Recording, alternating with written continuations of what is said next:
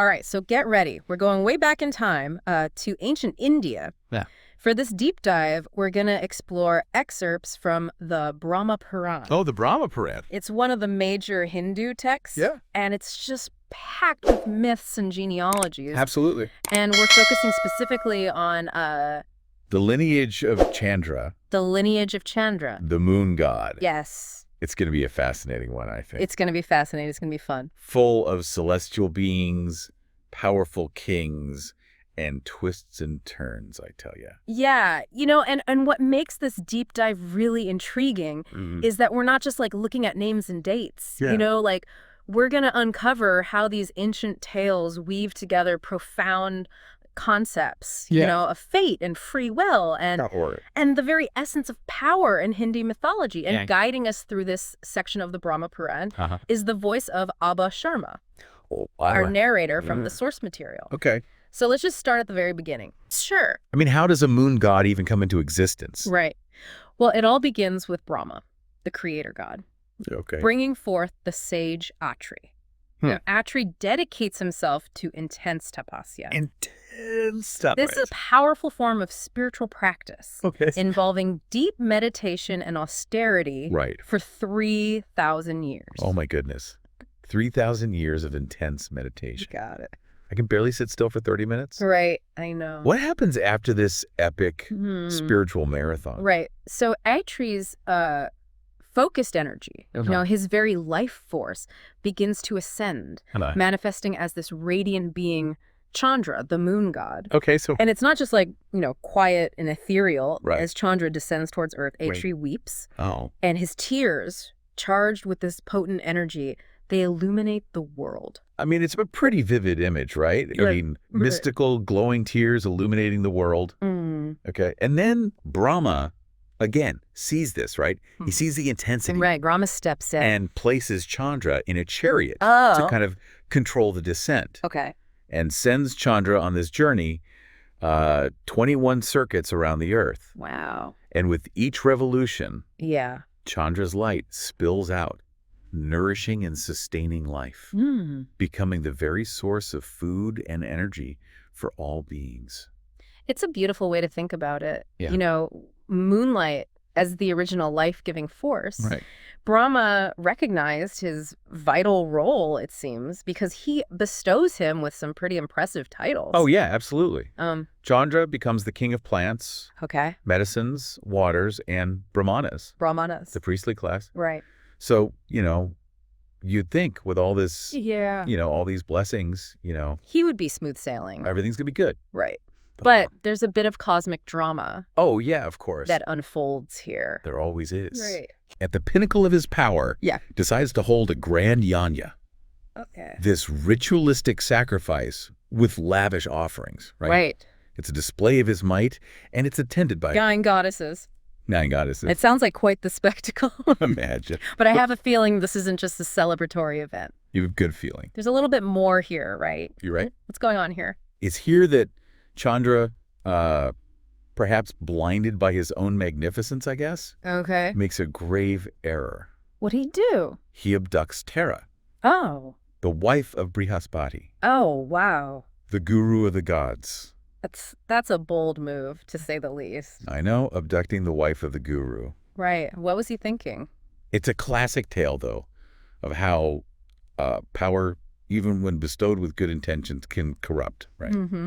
So Chandra's action creates this chaos and triggers this cosmic crisis. Right. Brahma, once again, has to intervene. Right. Tries to return Tara to Brihaspati. Okay. But there's a little complication. She's pregnant. Oh, so now we have a love triangle and a maternity question. Right.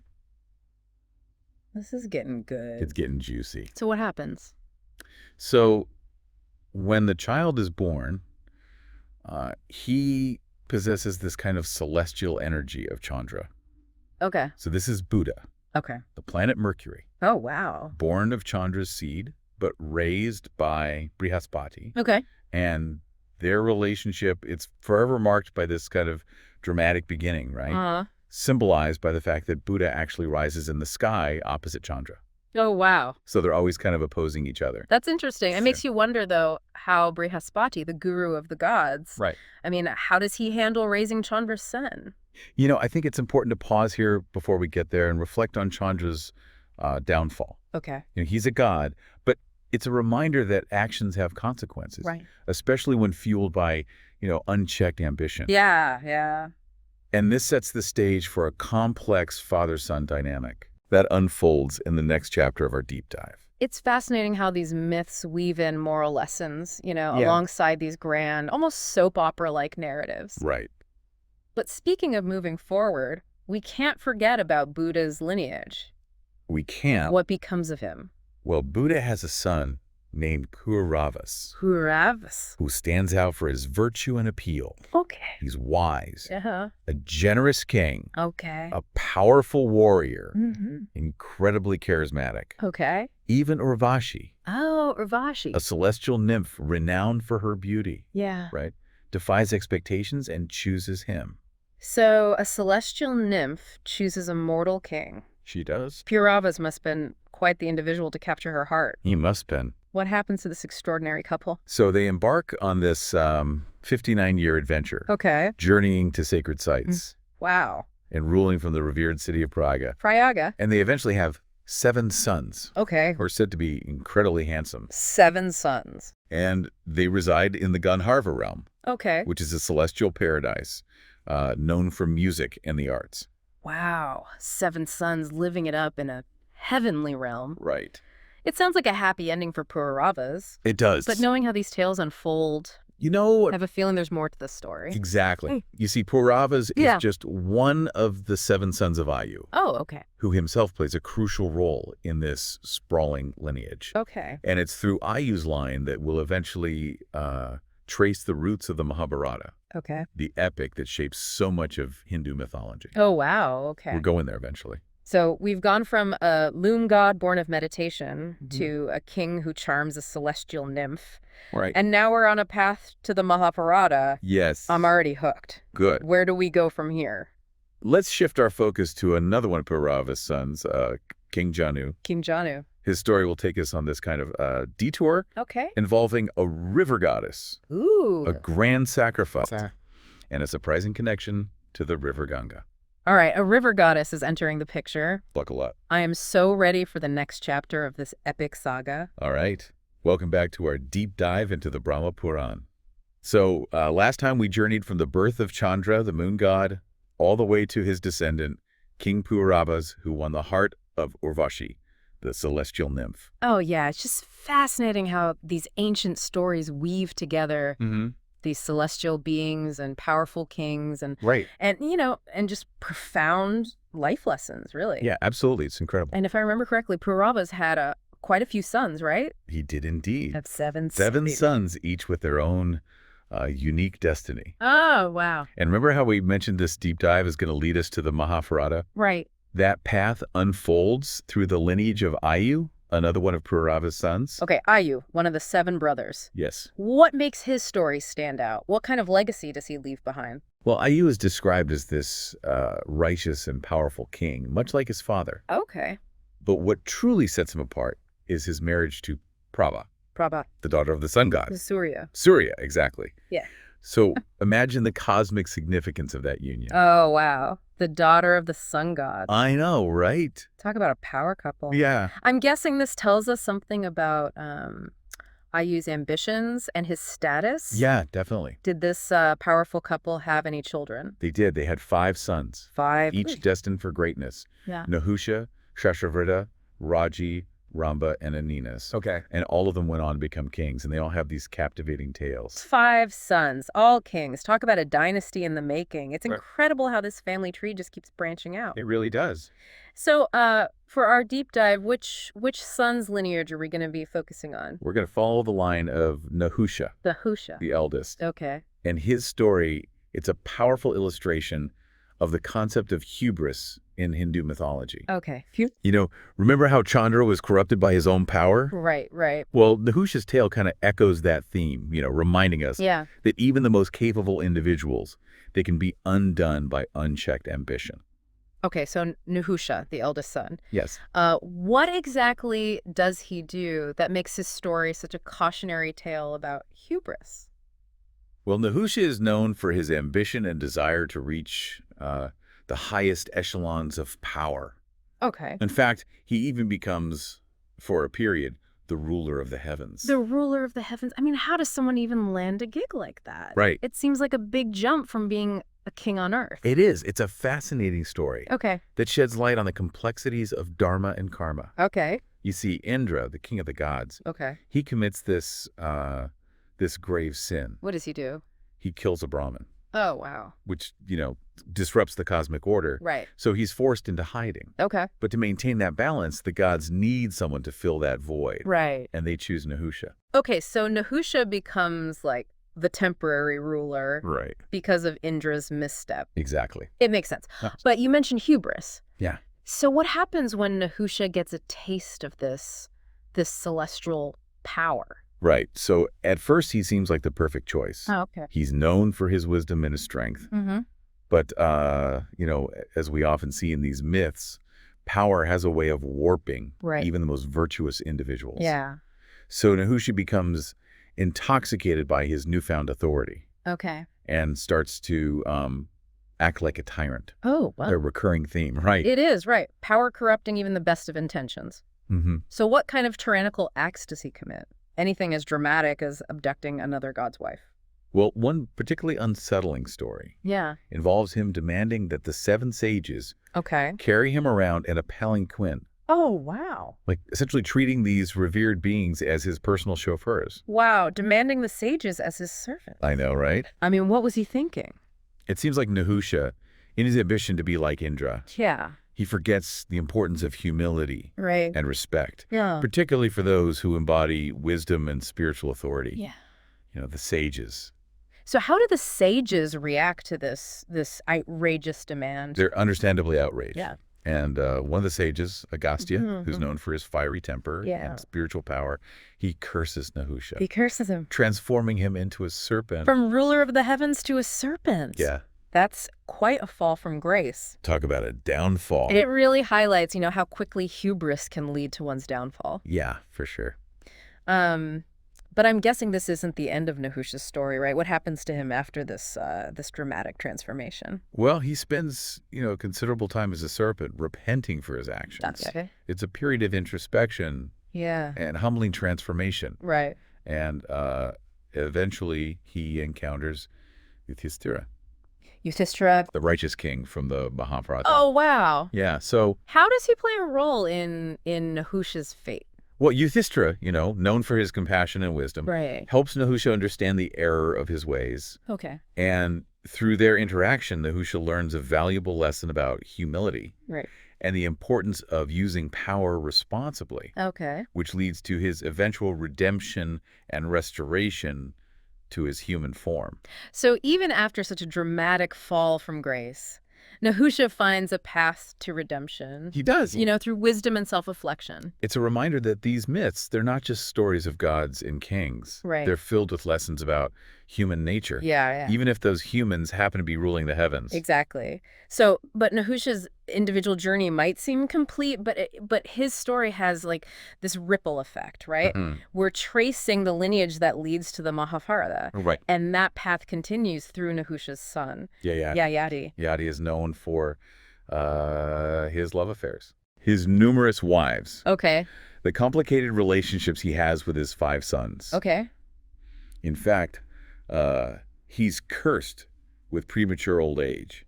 Oh. For breaking a promise to his father-in-law. Oh, wow. Shukracharya. The guru of the Asura. Cursed with old age. That sounds like a harsh punishment. It is. What kind of promise did he break to deserve that? When he promised Shukracharya that he would only marry his daughter, Devayani. Okay. But Yayati, being quite the charmer, he couldn't resist taking a second wife. Oh, so a love triangle. I know. Broken promise and a curse. Classic. This lineage thrives on drama. It does, doesn't it? So how does Yayati handle this premature aging situation? So Yayati, still attached to the pleasures of youth. Okay. Right.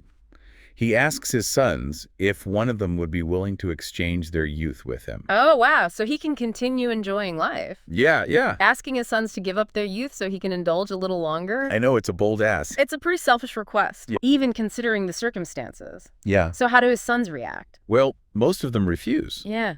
But his youngest, Puru, agrees to make the sacrifice. Wow.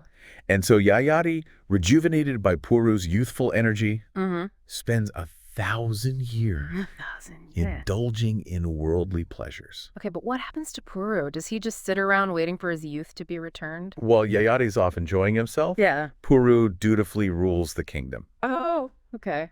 In his place. Right. And his selfless act earns him his father's blessing and the right to inherit the kingdom.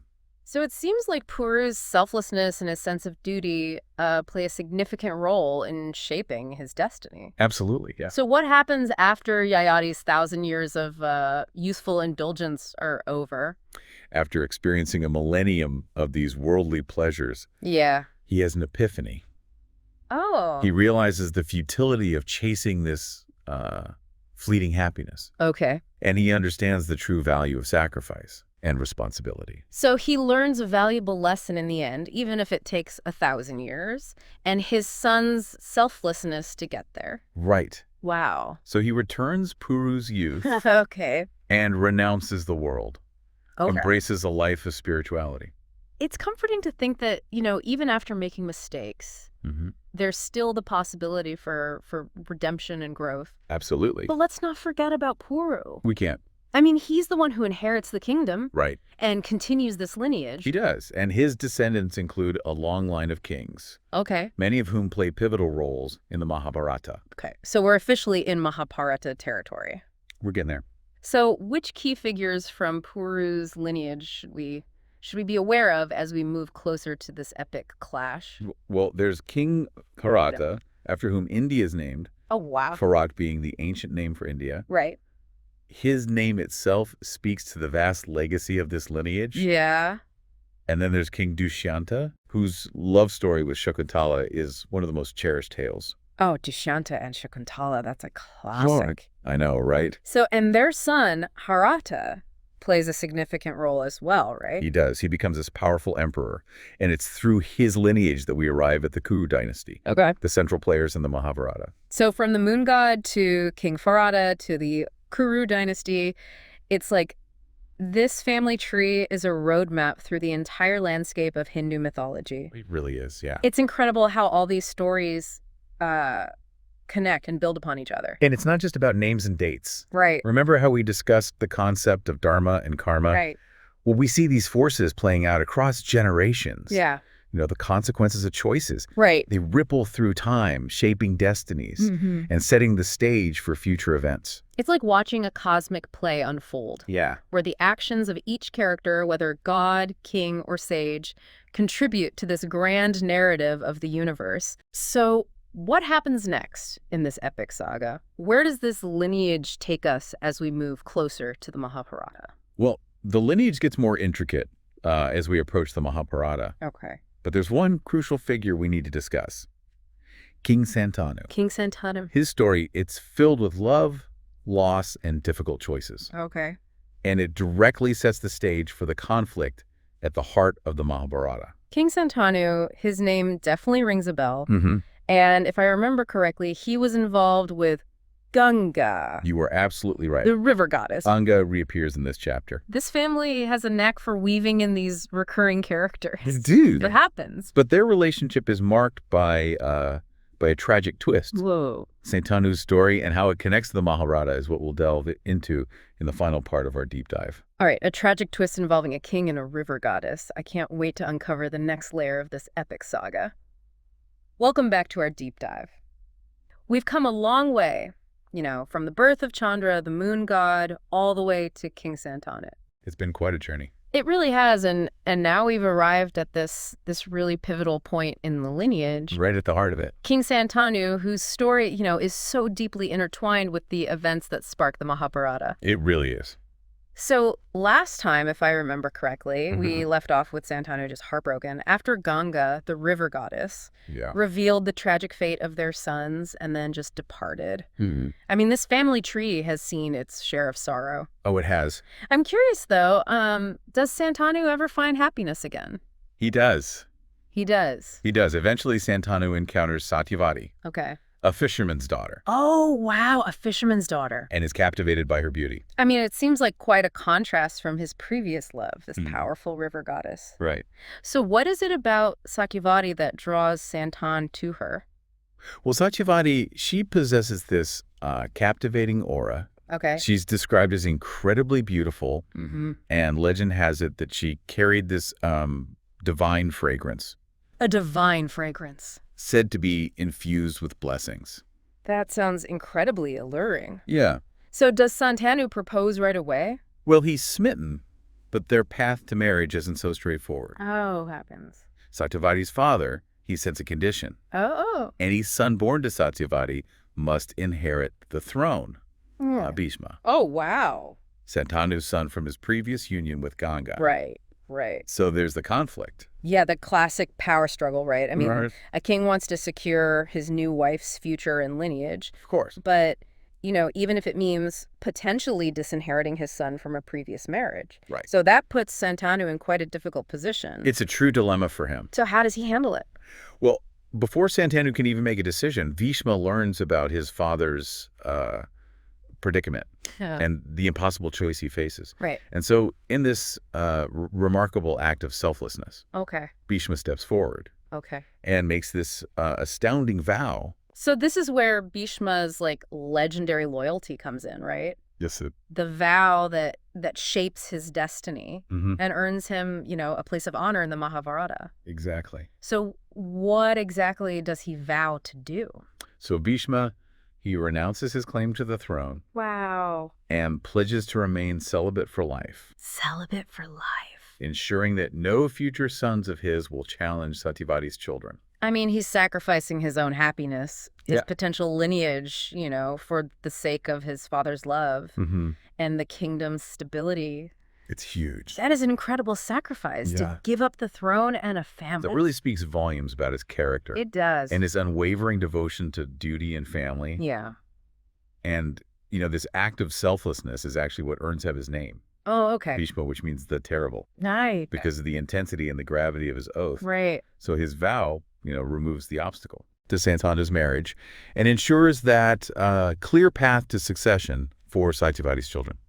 So it's a bittersweet moment. It is. Filled with sacrifice and love. Yeah. So Santanu and Satyavati, they finally marry. They do. What becomes of this new union? Do they have children? They do. They have two sons, Chitrangada and Vichitravirya. Okay. But tragedy strikes again. Oh. Chitrangada dies young in battle. And Vichitravirya, though he's crowned king, he passes away without an heir. Oh, so more tragedy. It seems like this family just can't escape heartbreak. Right. What happens to the kingdom? So Satyavati, faced with, the potential end of their lineage, remembers an encounter from her past. Okay. She summons the sage Vyasa, the compiler of the Vedas. Oh, wow, Vyasa, the sage who's said to have composed the Mahabharata. That's him. This is incredible. It's all coming together, right? It's like all these threads are coming together, weaving this complex tapestry of destiny. Exactly. And Vyasa is Satyavati's son. And interestingly enough, he is her son from a previous encounter. Okay, so Vyasa agrees to father children with Vichitravirya's widows. Okay. Ambika and Ambalika.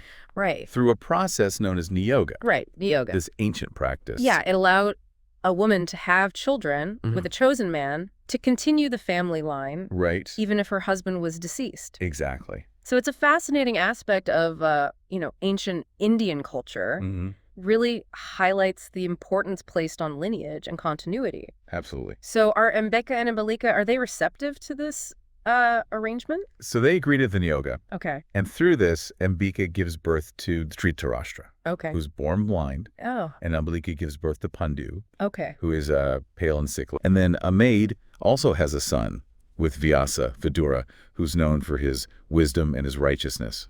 So 3 sons, each with their own, challenges, right? Dhritarashtra, born blind, Pandu, frail, and then Vidura, this wise but illegitimate son. I can already sense the conflict brewing here. You can feel it, right? Yeah. So Dhritarashtra, despite his blindness, he desires the throne. Right. But eventually it's Pandu who's crowned king. Okay.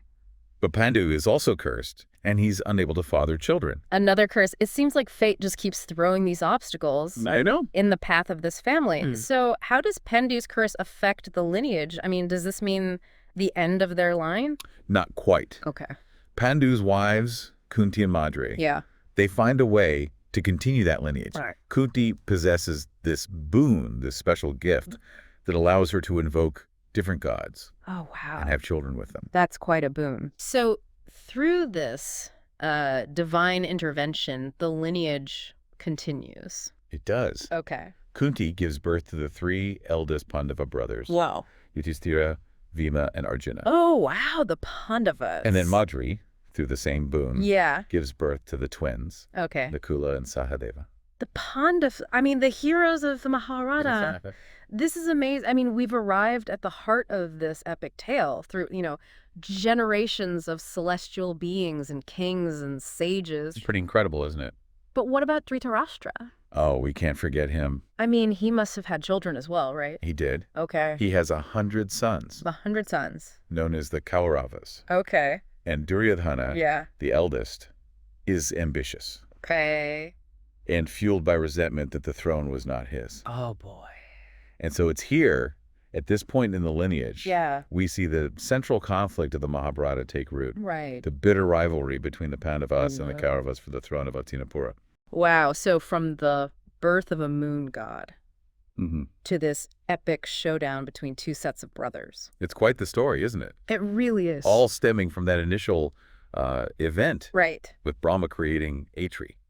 This deep dive has been an incredible journey. It has. I mean, we've uncovered a wealth of stories, each filled with its own twists and turns. Right. But ultimately all connected, by this intricate family tree and these enduring themes, of dharma and karma and fate. It really highlights how these, these ancient myths, they're not just entertaining stories. Right. They offer a glimpse into a worldview where actions of one generation have this ripple effect across time, influencing destinies and shaping the course of history. Absolutely. And as we wrap up our exploration of the Brahma Purana, I mean, what are some key takeaways for our listeners? I think, these stories, while steeped in a specific time and culture, they offer this kind of timeless wisdom. They invite us to contemplate the nature of power, the consequences of our choices, and the importance of duty, sacrifice, selflessness, all values that resonate even today. It's inspiring to see how characters like Bhishma, prioritize duty and loyalty, even when it means making these immense personal sacrifices. Absolutely. And there's also that reminder, I think, that even when we make mistakes... Like Chandra. Yeah, like Chandra and Nahusha, there's always a possibility of redemption and growth. Yeah, there's always a way back. And we've explored just one branch of the Chandravansha, the lunar dynasty, in this deep dive. But it's incredible to think about, the countless other stories woven within this vast library of Hindu mythology. Endless paths to explore. It really is. Each offering its own unique insight. As we delve deeper into these texts, we should pay attention to these recurring themes. Yes. The symbolic language. The archetypes that emerge. And don't forget to approach these stories with a sense of curiosity and wonder. Absolutely. After all, these myths have endured for centuries, captivating generations with their blend of adventure and wisdom and profound reflections on the human experience. So, dear listener, as we conclude our deep dive into the Brahma Purana, I invite you to continue your own exploration of these ancient tales. What will you discover next in the world of myth and legend?